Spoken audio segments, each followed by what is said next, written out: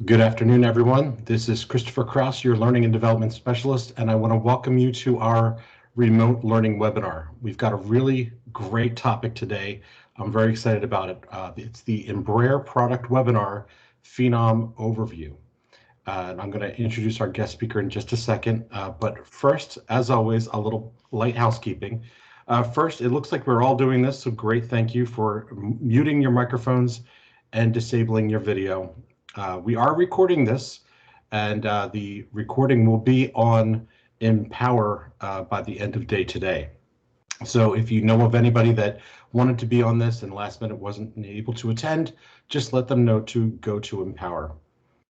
We are going to have some Q&A at the end of this session, and we are going to do it through the chat since we have so many people on the call with us today. So if you have a question as we're going through this program, write it down, make note, and at the end, you can type it in the chat and I will answer your question or ask your question for you. I won't answer it because I don't know. Which leads us to the person that does know.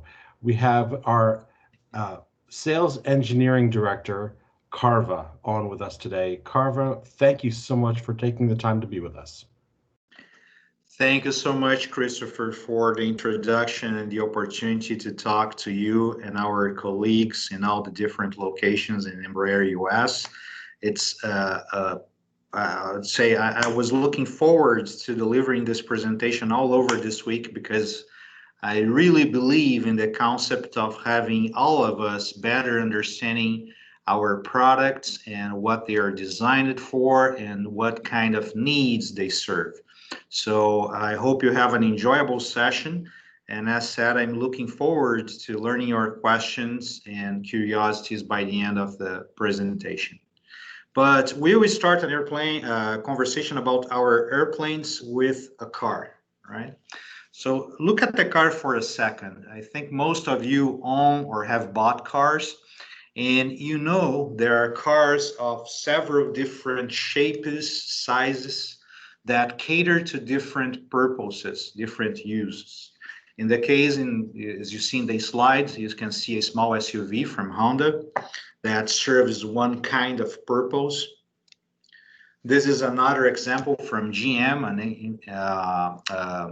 this is a large sedan, right, that serves another purpose. So, I mean, we know from the car manufacturing world there are different categories, different classes of product that cater to different needs.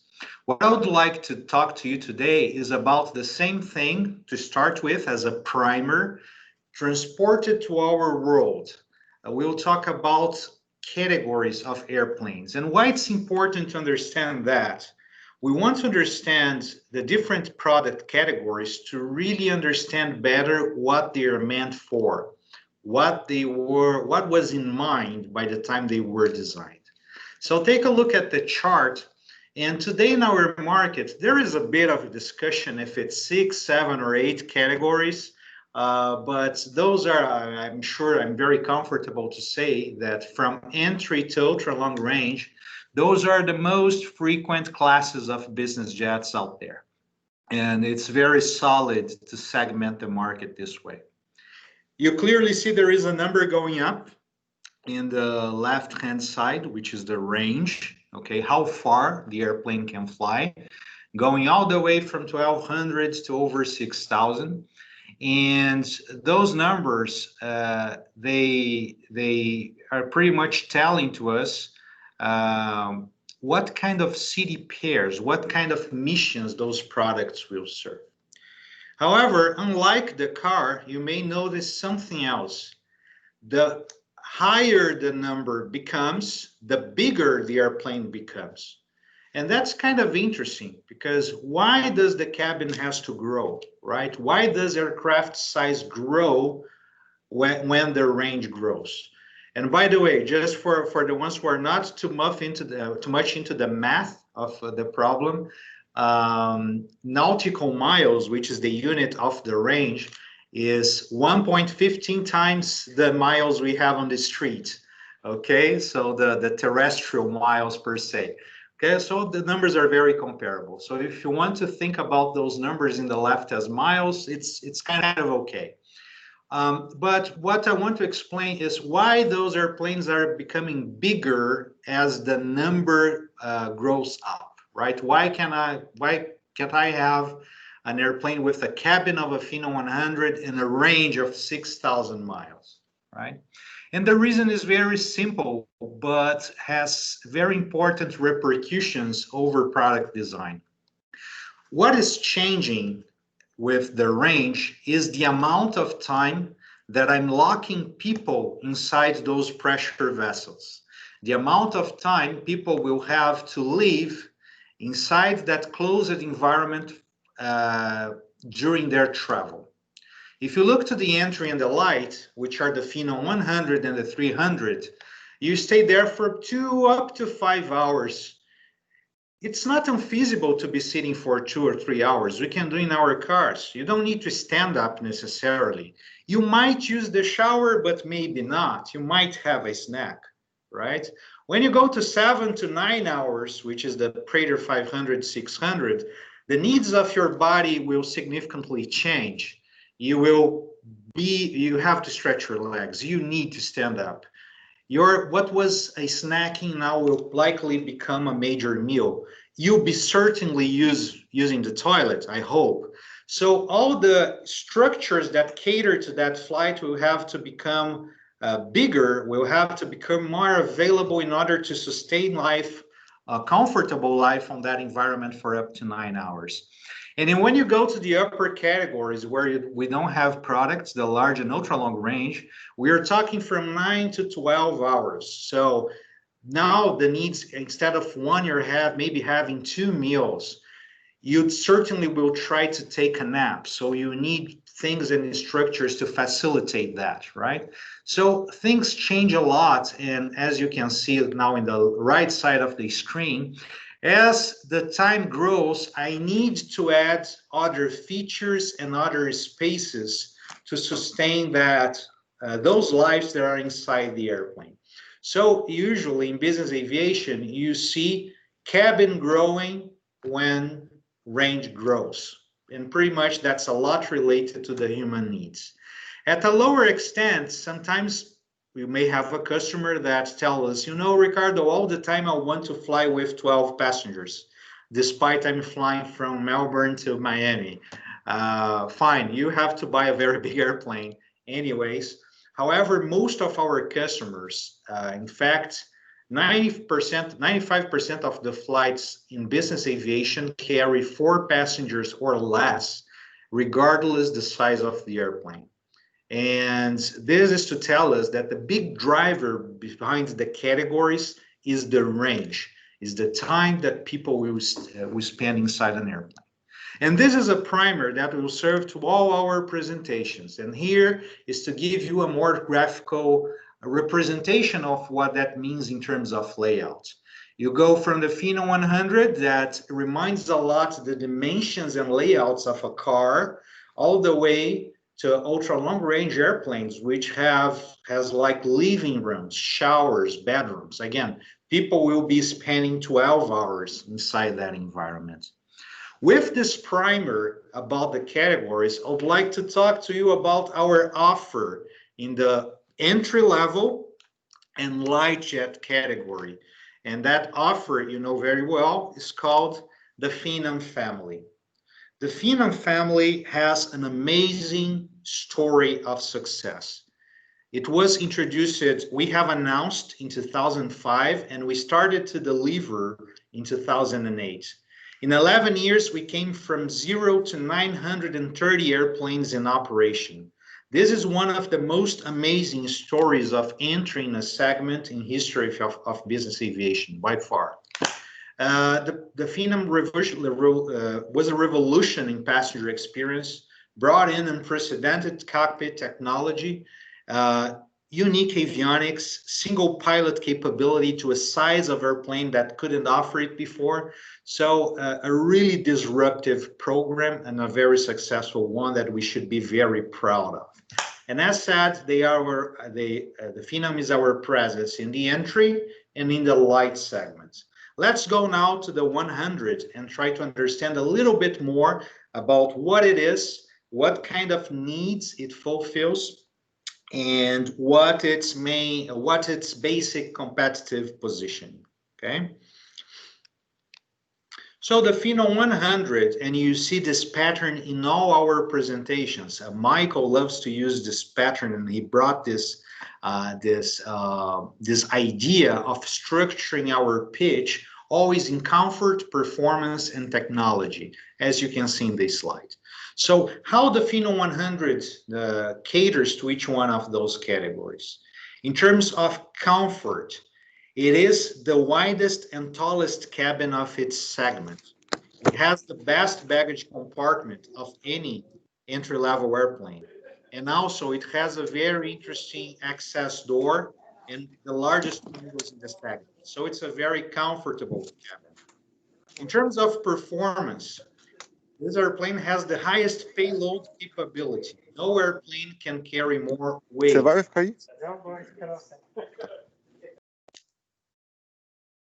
No airplane can carry more weight in this segment. A range of 1,200 miles and a speed of 406 knots. For the ones who are not very close to the units, knots is pretty much miles per hour. That's what we're saying.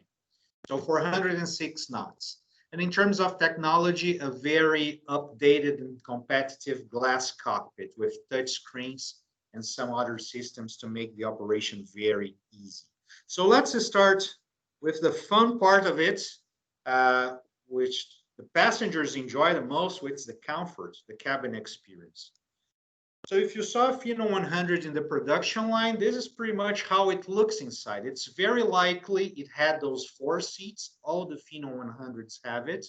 And in the left side, you can see that side-facing seat. You can have the side-facing seat, but there are some options as having a little refreshment center. Not very popular. People in this small cabin, people go to the 5th seat, which has some poetry when we think about the car, because if the average car carries 5 people and the average Phenom 100 carries 5 people. Okay. The very large windows, as we discussed, and there is a very important selling point of the Phenom 100, which is a window in the lavatory. Guess what? People sometimes laugh at that, but our lavatory is certified for takeoff and landing. So if you want to carry an extra passenger there, you can.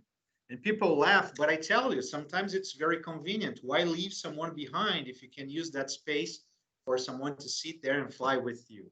And to make the task a little less dreadful, we have installed 2 windows in the lab to make it brighter and not so uncomfortable.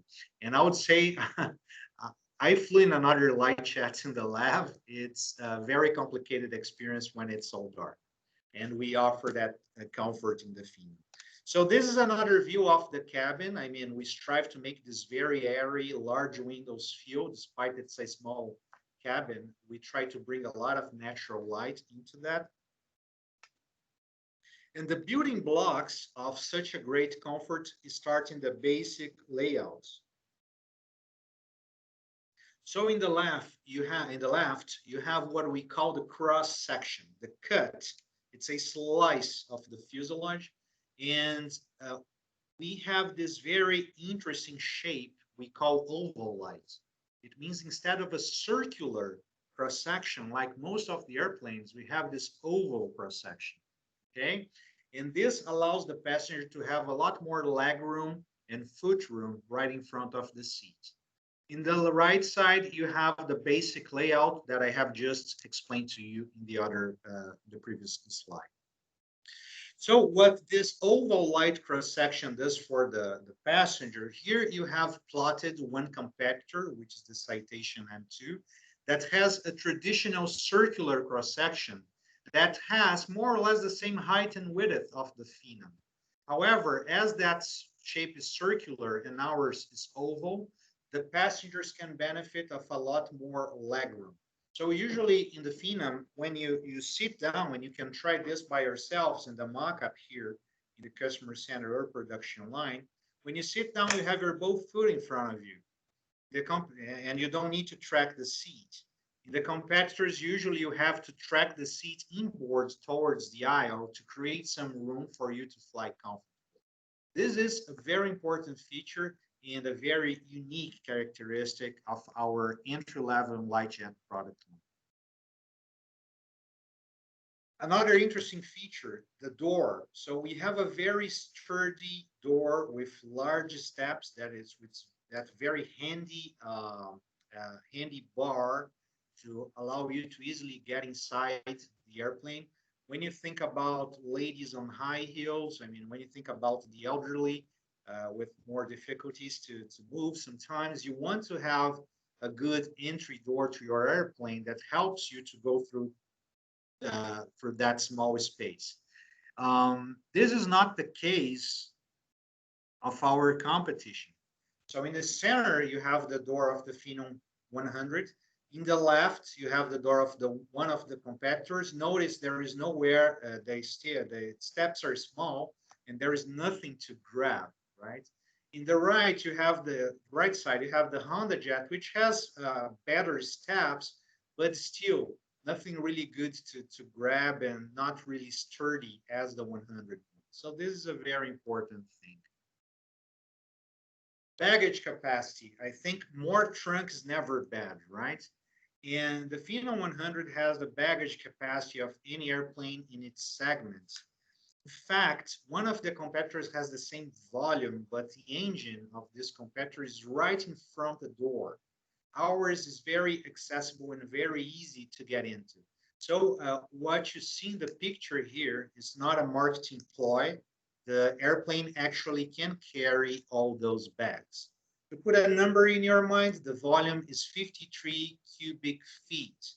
So if you take one of those escalades we have here in the customer center, the volume of that baggage compartment is 35 cubic feet, 35 to 40. So it's a little more than that. And those days we did a quick experiment here and we have brought a surfing board 6 foot long into the baggage compartment. So you see it may look small from outside, but look how roomy it is.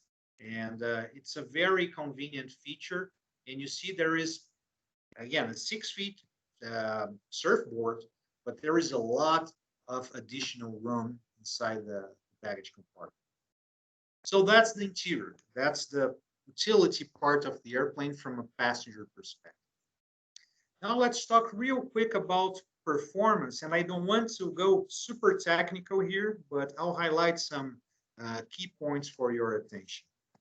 So range, 1,200 nautical miles, more or less. We spoke about 406 knots, miles per hour of speed. But, I would say the most important differentiator of the Phenom 100 in this part of the conversation is the weight capability. It not only has the highest maximum payload capability in its class, but also when it has its tanks full, it's the airplane that can carry more things on top of the fuel. So those are very important things because in airplanes in general, this is general knowledge for you, you get to a point where you have to compromise, or you add more fuel or you add more people. You cannot have max fuel and max people because the airplane that has both would probably be not very optimized bird to fly every day. Not going super detailed here. But the Phenom 100 maximizes this balance and carries a lot of weight. In addition to that, still talking performance in the bottom, our nearest competitor in the segment, which is the Citation M2, burns up to 14% more fuel than us. So we are a very fuel efficient platform. And this is a lot related to the fact that the Phenom 100 was fully designed in the 21st century. The only airplane in the class whose design began and finished in the 21st century. And the famous range, right? So the Phenom 100, I would say it's a tight New York-Miami airplane. I would say more a New York-Orlando, a New York-Melbourne, coast to coast, the United States with 2 stops. One great thing we did in the last evolution of the 100, which was the EV series, was to improve a lot the range from Aspen.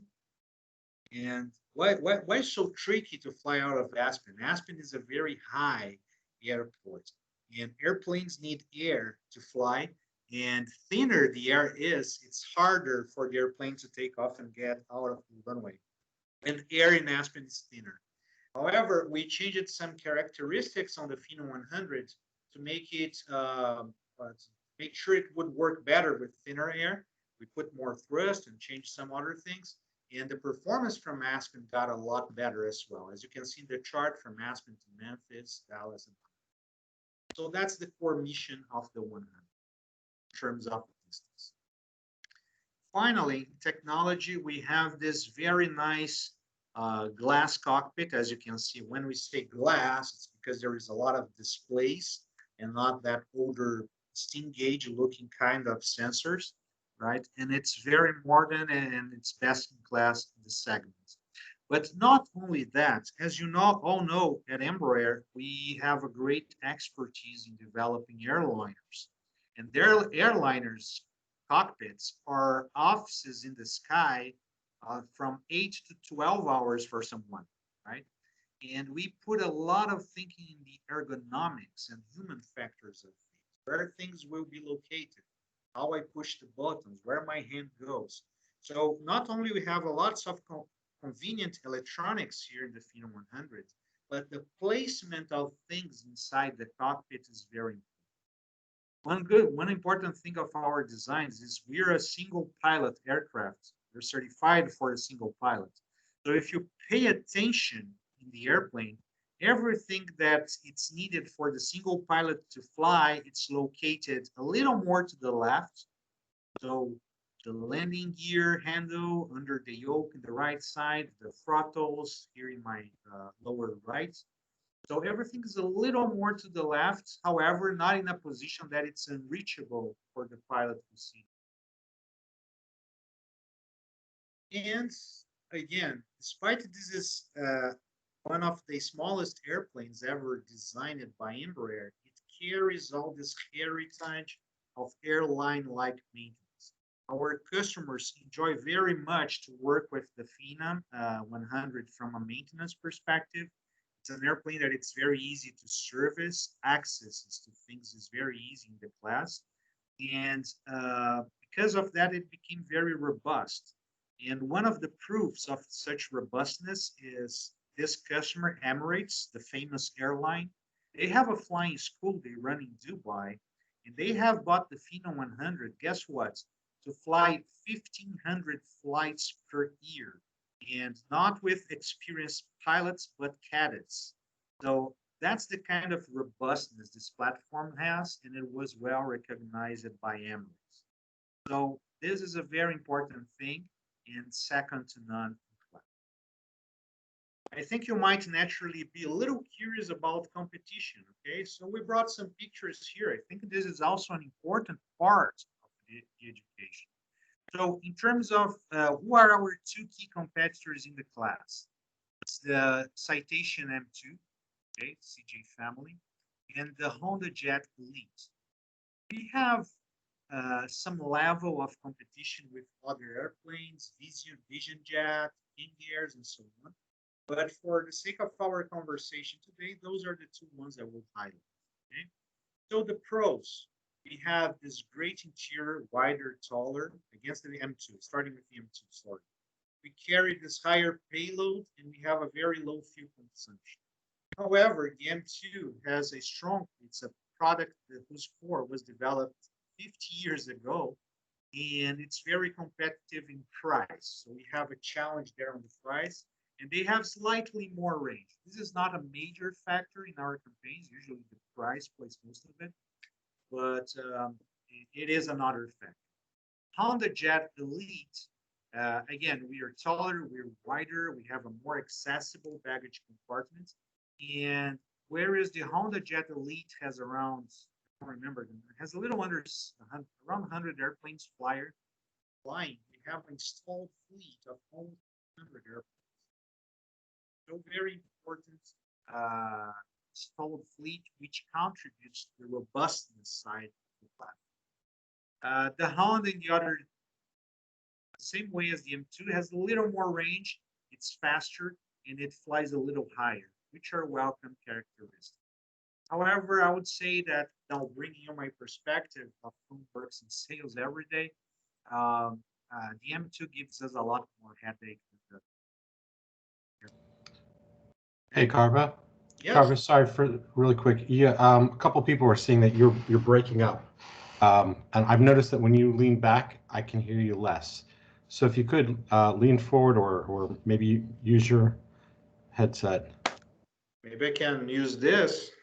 You were sounding perfect at the very beginning, and then just over the last minute or two, you started to drop off. Okay, so maybe I'll lean forwards. Let's see. Is it okay still? I think you sound better to me. Anybody else having issues? Type in the chat.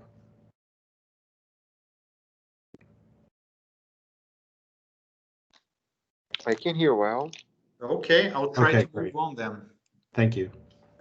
Worst case, I can put the headsets on.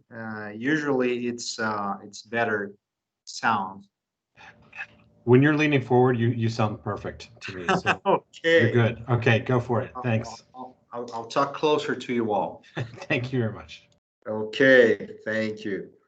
Thanks for the heads up, guys. But please, if anything gets weird, raise your hand and I'm happy to put the headsets on. Great, so we talked about the 100. Let's now flip through the 300. So the Phenom 300 is the leader in its market. It's the best-selling airplane for 8 years in a row. Over 550 units flying. So it was the most delivered airplane in the last decade. It's the we know, like I had that analogy with cars in the beginning. There are some cars that have better and worse residual or resale values. The Phenom 300 has the best resale value or the best value retention in business aviation, period, of any jet of any size. I mean, if you buy a Phenom 300, it's the best investment you can make in terms of cash preservation. Okay, and we explore this a lot in our sales campaigns. But let's go to the pillars. So in terms of comfort, the Phenom 300, and some of you are very familiar with the interior, it has an upper class interior. It's a different class than the 100 in terms of the quality, trim, and finishing. And this is true when we compare it to its competitors. The level of finesse, craftsmanship, it's a lot better. And also it has a lowest cabin altitude, a concept that we will explore in a second. In terms of performance, it's the only single pilot airplane to reach Mach 0.80. For the ones not so close to the technical side, this means 80% of the speed of sound, or 464 miles per hour. The range is over 2,000 miles. In terms of technology, it has the same glass cockpit, very nice, of the Phenom 100, with some additional features. One of them is the ROAS, which I will explain more about in a second. So let's start with the comfort. That's the most traditional cabin for a Phenom 300. 6 seats, all of them can recline, right, with the very nice and large windows, and a 2-place divan up front. The divan is not baseline, it's an option, but as you can see in our production line, if you walk by today, 90% of the airplanes will have that divan. Other options we offer is a full-size refreshment center, which is as long as the divan is, if you need to carry a lot of snacks or food, and also a 7th seat facing aft. So those are the 2 different options we offer in that position up front. The building blocks are very similar. So we have the same cross section of the Phenom 100 and the layout in the right side as we discussed. The ability of having a belted lavatory and the 2 windows in there also remains. So those are important points. A little difference. Remember in the beginning, I've mentioned the hours of flight. So let's say the Phenom 100 more often will be used for people who have to fly 2 or 3 hours. Here we're looking more to up to a 5-hour flight. So this airplane has two things. It's a lot more likely that you use the lavatory during that flight. So the Phenom 300 lav can be externally serviced, okay? So you can pretty much clean the green water, the gray water from outside.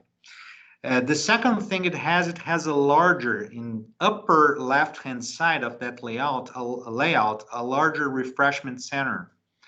And because you need more snacking, you need more supplies for a 5-hour flight, okay?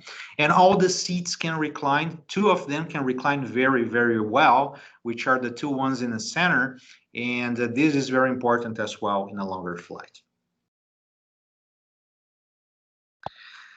There is one thing that sometimes we talk about, which is cabin altitude. So cabin altitude is the altitude that you feel when you're inside the airplane, okay?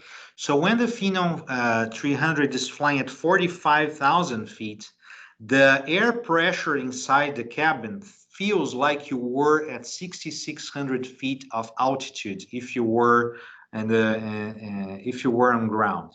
So Denver in Colorado. Denver is a 5,500 feet city. So the Phenom 300 feels in the cabin in terms of the air pressure a little more than Denver.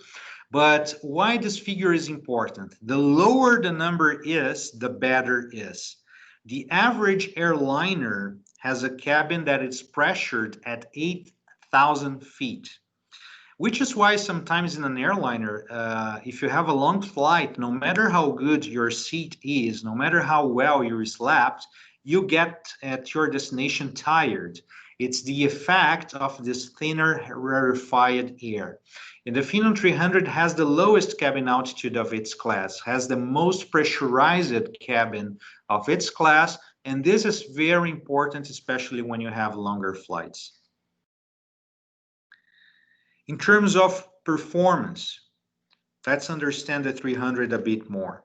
So as we discussed, this is the only single pilot jet in production today capable of reaching 80% of the speed of sound and delivering a range of a little over 200 nautical miles. One thing very special about the 300 is that the Phenom 300 can carry a lot of weight.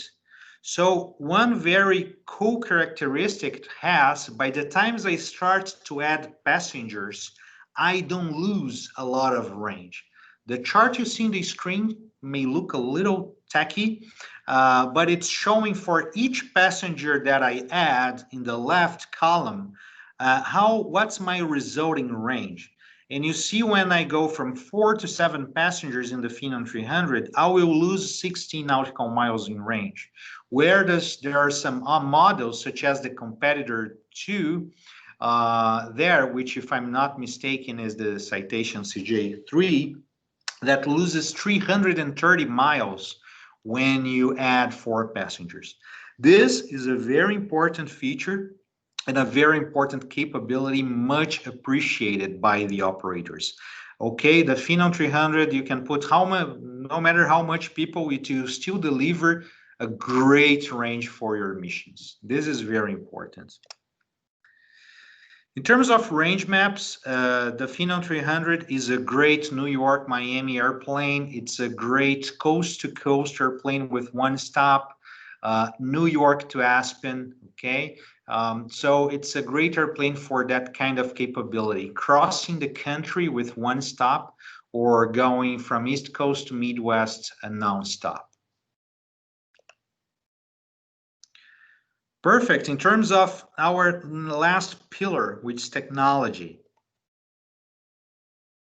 We have an avionics, which is the Prodigy Touch, okay? Same blend of the Phenom 100, combining those great touch screens and very modern look with very smart and well-designed human factors.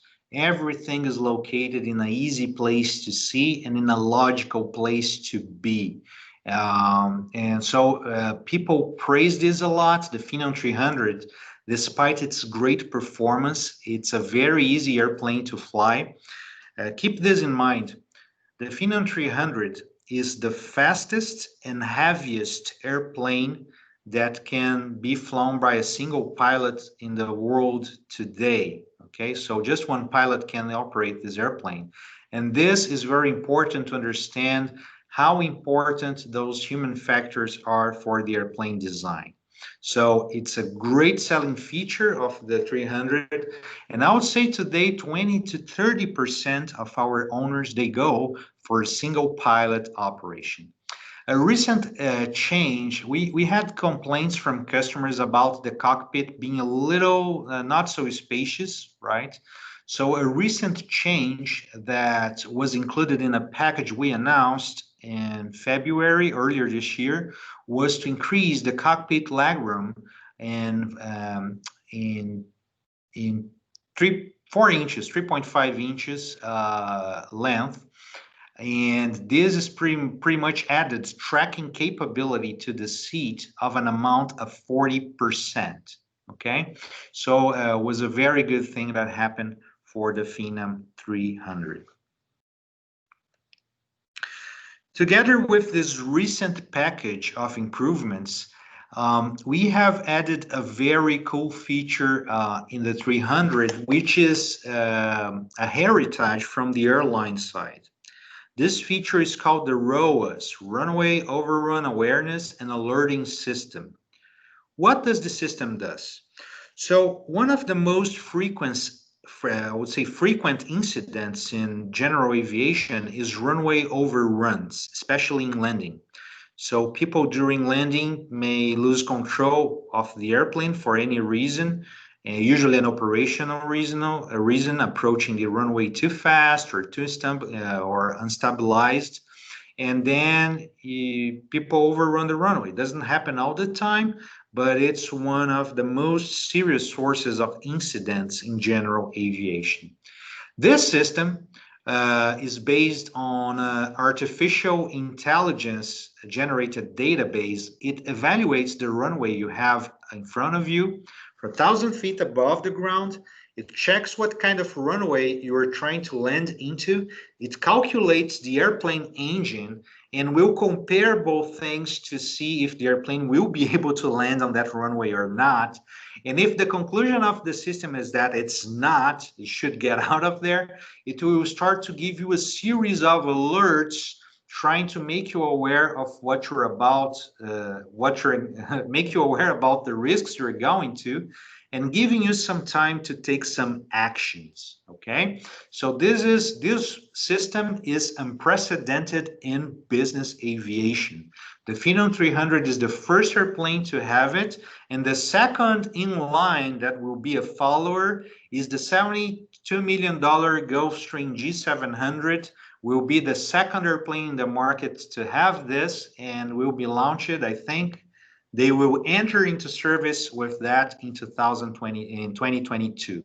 Okay, so a very important thing and a very fresh approach from Embraer to this kind of problem. And finally, as I've promised, a quick glimpse of competition, right? Again, it's important that you know that. Phenom 300 versus the CJ family, the Textron CJ3 and CJ4. I would say we're pretty much better in every single aspect against those platforms. However, as they're based in this 1960s, 70s design, they can go a lot cheaper than we go because they carry a lot of technology. So the fight is usually a lot about price. We are consistently $1 million more expensive than the CJs, and we still sell more than what they sell because we carry a lot more value, but still the price is always a struggle there.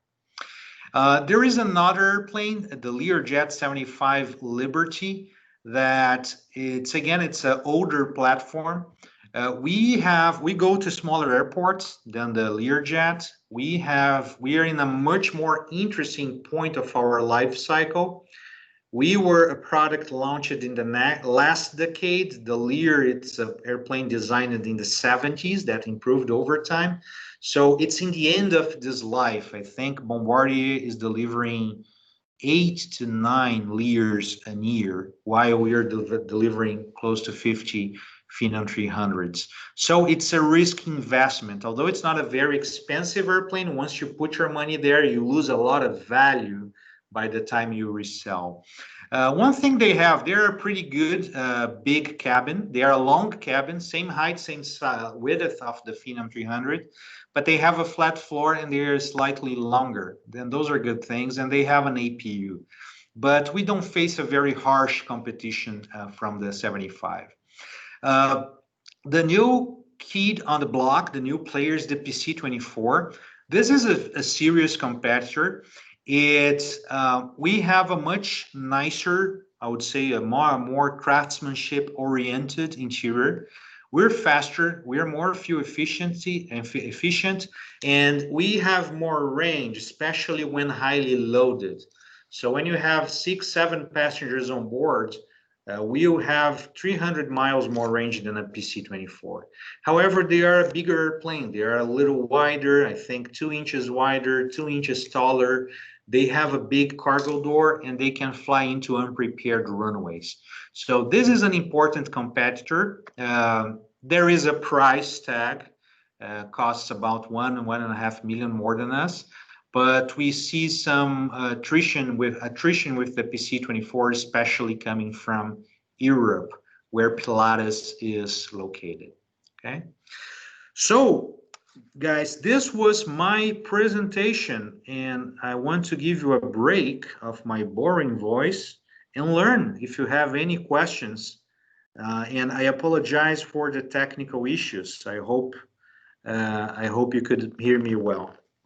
It was very minimal, Carva. No worries there. So everybody, since we have so many people on the call, let's use the chat feature. So if you have a question for Carva, just type it in there and I will ask it for you. And Christian says, this was fantastic. Thank you very much. Thank you, Christian. Thank you for the audience and for joining. While we wait for more questions, guys, I think this is a continued education, right? So the more you read, the more you learn, the better. And we are always here to have this kind of conversations with you. So if a question pops up, or you had insight, or you've heard something about a competitor and you want to clarify the bits and bytes of that, we at Sales Engineering are more than happy to have those conversations. Sometimes it's not a specific question about a competitor, but about the market or a financial aspect. Now, for instance, we're living through a weaker dollar worldwide. So what that means for aviation and what are the big trends? We're always happy to have such conversations anytime. Okay. Do we have any questions? We do. We have one right here. Nice. Marcelo is asking, he says, a customer asked me if they could carry their golf bag and clubs inside the cabin. Do you know if there would be any operational or regulatory limitation to do that? There is no, there are two, good question, Marcelo. There are two aspects for that, right? One thing is when the manufacturer goes and delivers something with the airplane. I mean, if we were delivering, let's say, a golf bag or inside the cabin and incentivizing the use of that, and if it was part of our product, we would have to certify secure ways of doing so, right? But we don't do that. I mean, we offer the airplane. So when it's now the operator's task to do that, there is no operational limitation. I mean, you can carry pretty much any loose item in your cabin, and you are not restricted by regulations. Okay. But for sure, I mean, common sense is that you try to secure in some way that heavy load you're putting inside the plane. But no regulation limitations related to that at all. Usually, regulation limitations for a cabin are related to fuels, to flammable things. Those would be more scrutinized per se, but not bigger items. One important thing as well, there are two classes of operation, right? You can operate as a private entity and the operation for hire or operation focusing profits. When you operate as a private entity, you can do pretty much whatever you want with the airplane. It's not very limited. When you're operating an airplane for profit, then you find a lot more limitations in that regard. But nothing I'm aware of regarding the specific types of baggage in terms of size, shape, or weight. Very good. Great. And Marcelo, thanks you. He says, being new to the biz aviation market, this is great information. Liani also has a comment for you. She just says, Carva, this was great. You made it look so simple yet thorough. Thank you. And I have to agree with Liani. This was really helpful for me because I'm a layman when it comes to aviation. This really taught me a lot about the Phenom. I feel like I know a lot more now than I did an hour ago. Oh, I'm glad to hear that. As I said, it's a continuous learning, right? And we want to be partners on that learning. So anytime you want to, I really believe in the concept of every employee understanding what we do the airplanes for. I mean, why those airplanes are successful, why customers come for them, and how we design them to tailor to those needs. Okay? Yes. Yep. So, Laurent actually, he just pointed it out that one important thing about inboard cargo is blocking the escape route, including the emergency exit. So I guess keeping in mind what you have in there. Make yes, sure you don't block absolutely, it. for Yeah. sure. I mean, once you actually go and fly, you want to make sure that it's in a safe place. It's not blocking the emergency exit, not blocking the doors. But from the authorities' perspective, there is nothing really forceful talking about the private operation of the airplane. But definitely, it gets to a point that you rely on people's common sense, right? Exactly. Exactly. Well, I don't see any other questions coming in. We've got a thank you to both of us for putting this together. Thank you, Marcelo, for noting. And I think we're good to go, Carva. Hey, Chris, I apologize. This is Doug Taylor. I've got one question I was typing out, and you're moving kind of quick, but I can certainly just say it now. Carva, do we have any data that would compare the operational and maintenance costs of these airplanes that you were showing in comparison? The PC Jet, the Honda Jet, the CJ, or I'm sorry, the Latitude and Longitude. Do we have any operational and maintenance data to compare what those costs are for the Phenom 100 and 300 versus the other models? Mm-hmm. Yeah, I certainly have the data, but for the sake of our call here, to give you some orientation. So Phenom 100, in terms of the Citation M2, we burn less fuel, as I said, so we usually save on fuel costs. However, they are very competitive in terms of their parts programs, in a way that in the end of the day, one thing offsets the other, right? So our operating costs are very similar to the Citations in the Phenom 100 class. The Honda Jet is a little more, there is not, the data they have out there is not really super reliable because the fleet is not big enough. But I tend to believe that the Honda Jet is a little more expensive than ours. The public numbers don't show that, but we know as a fact that they are not exactly true. So I would say we have in the Phenom 100 class a little more expensive maintenance, a little cheaper fuel burn costs, and which match the CJs, and we are less expensive to operate than the Honda Jet. Phenom 300, the same logic applies against the CJs, okay? So usually we are more fuel efficient, but interesting thing, in terms of maintenance labor, we require less labor, but our parts costs are a little higher, okay? We're a more technological airplane, which might explain that. May explain two things, right? Why it requires less labor to keep and why the parts are more expensive. That's in the CJ part. Learjet in the PC Phenom 300, we are around 20 to 30% cheaper to operate, all things included. This is a very clear and easy to prove fact. The PC-24, we burn 10% less fuel for a given mission. Maintenance, we're still trying to learn because the fleet there is not big enough to have enough benchmark. We tend to believe it's a little more expensive than us, provided it's their first jet. And they are having a lot of hiccups. I mean, those teething problems you have once you enter into service. The PC-24 entered into service last year. So they are having lots of, let's say, early life challenges with robustness, okay?